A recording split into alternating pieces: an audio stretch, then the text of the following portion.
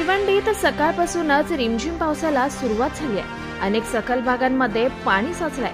रात्रीपासून सुरू असलेल्या पावसामुळे भिवंडीकरांना थोडासा का होईना गरमीपासून दिलासा भेटलाय.